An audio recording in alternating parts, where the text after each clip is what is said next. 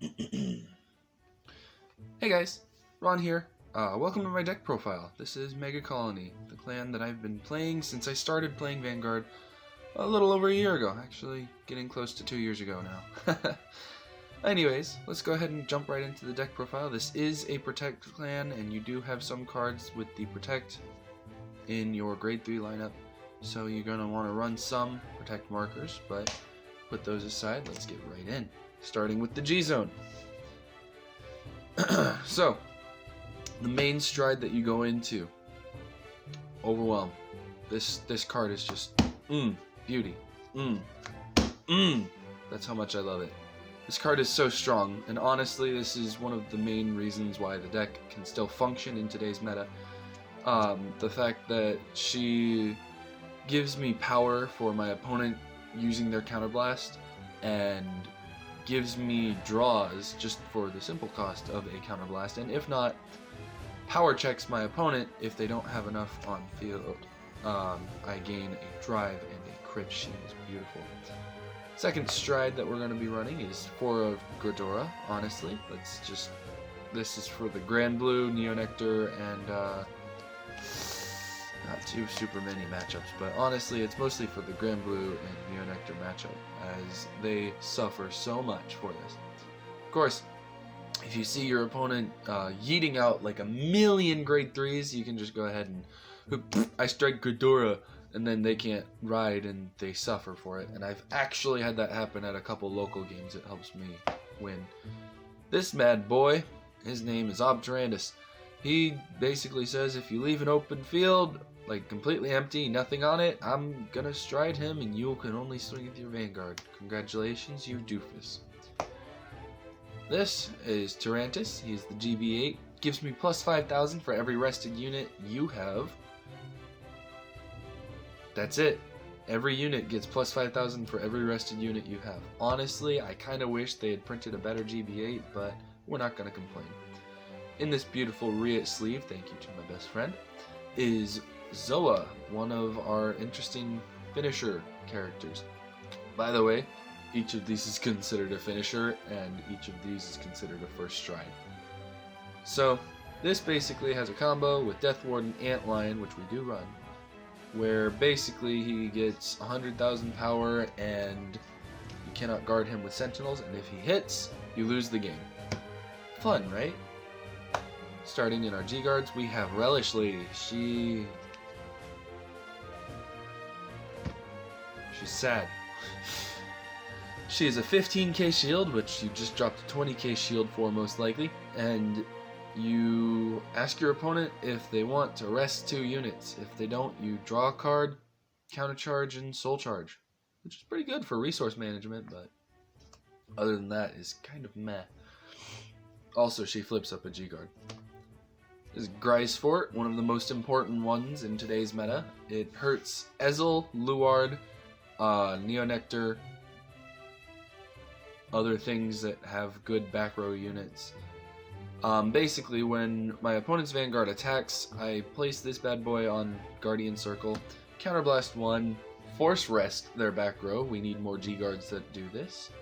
Not specifically just the back row, but just force rest a unit or something.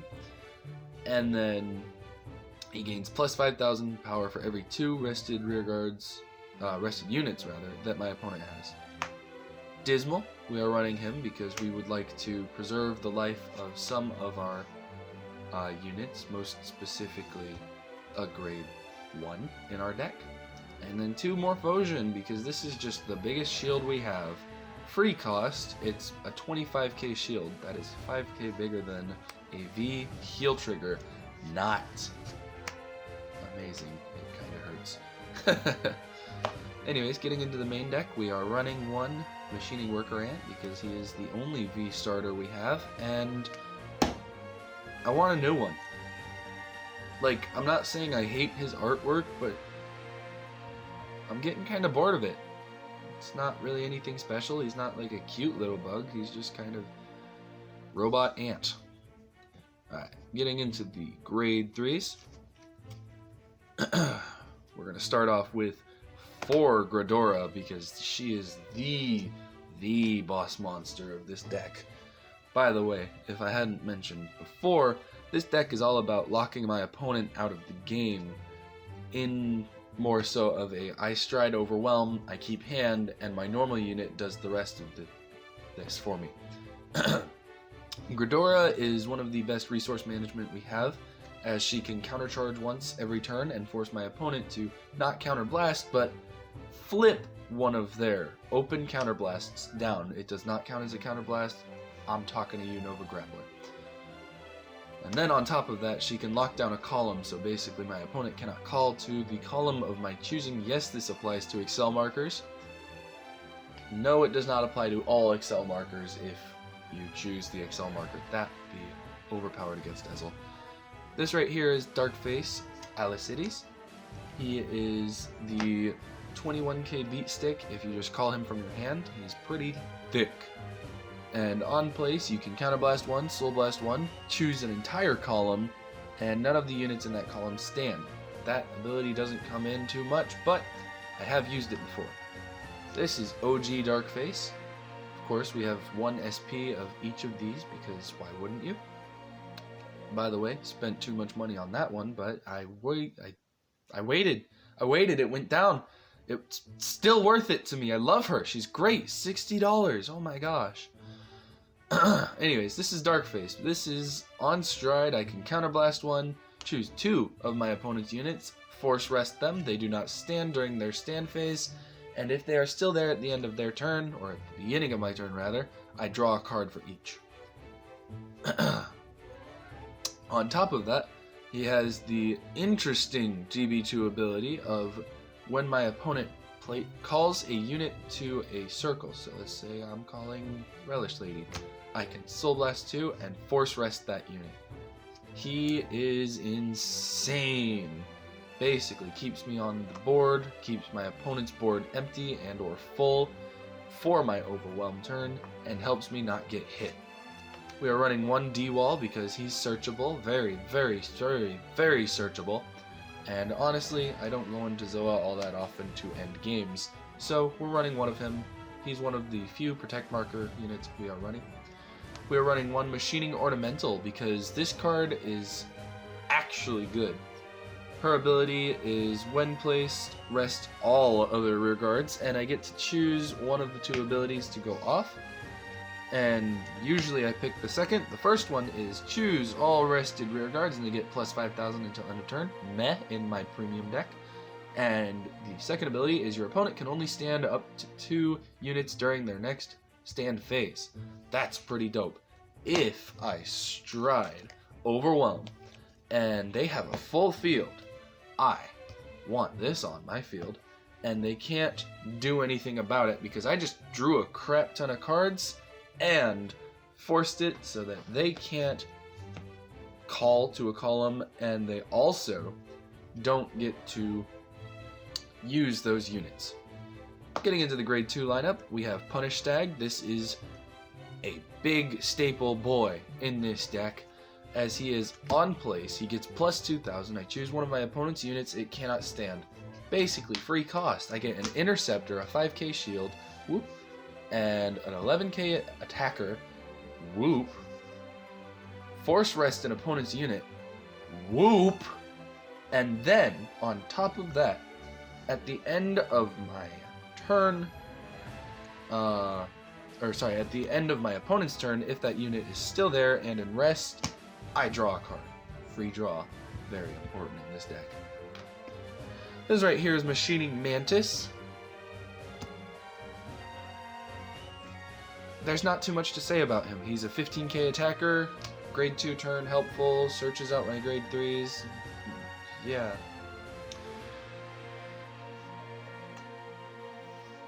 Alright, this right here is Sweet Cocktail.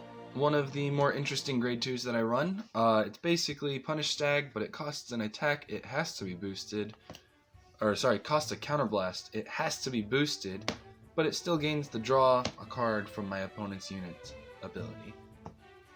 Pretty dope in this deck, not gonna lie.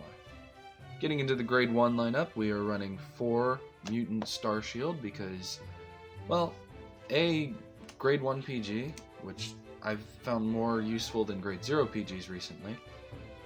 And then if I have one in my drop zone, which makes this not a bad ride target, because I Soul Blast a lot, if I have one in my drop zone, I get to countercharge 1. It's pretty dope, right? Countercharge is also a very important resource in this deck. Butterfly Officer. Sorry. Honestly, one of my favorite grade 1s. When placed, rest this unit, choose up to one of your other rear guards, it gets plus 10,000, and at the end of my turn, I put that bad boy into my soul and countercharge 1. Basically, a soul charge 1, countercharge 1 for a free 10k, right? This right here, Machining Hornet, pretty interesting card. I don't actually want to be running this card. There is a different card that I would rather be running, but I just don't have the money for it right now because he's stupid expensive. He's a $30 promo, almost, I think, last time I checked, and that's him. This is Stealth Millipede, who I would rather be running than Machining Hornet. Yeah. Stealth Millipede's ability locks down my opponent's column, which works well with Gredora, and if my opponent lets the attack hits, I put him into soul and I countercharge. But since we're not currently using him because we don't have the money, we are running Machining Hornet, which is a 10k shield, 8k base. When it hits, or the attack it boosted hits, look at 6 cards from the top of my deck for a grade 3. If I added a grade 3, put this bad boy to my soul. That's it. That's the whole ability. Then we're running 2 Hanali because Ezel exists. Also, DI exists, and that is a hard matchup. Having Ezel and DI as 2 of your hardest matchups, that just really makes the deck suffer. We are running 4 heal triggers, because why wouldn't you? 1 resource heal, because this deck struggles with resources a bit. We are running 4 of the new Premium Collection Crit, because Premium Collection Crit, 10k power to my Vanguard, Soul Charge, heck yeah, and I draw a card from it, basically deck filtering. 4 of the newest crit that we got as Megacolony, Jewel Flasher, 10k bot or 10k power from my crit and 15k shield, thick. Running 2 Bomb Scissor. This is another one of this, but it's 5k shield only, and I have to have a Dark Face Vanguard, which means I can use it on my grade 3 turn. Not very often does this come up, but it has come up before. And then I'm running 2 Megacolony Battler G. This is a stand trigger, by the way. Not super common to run stand triggers anymore, but it has the ability of putting itself into soul during my act phase, and I countercharge 1. Pretty useful stuff, right? So the idea behind this deck is to be on Gredora, be able to Soul Blast for Gredora, be able to call this, or this, and lock my opponent out of the game while being able to stride Overwhelm.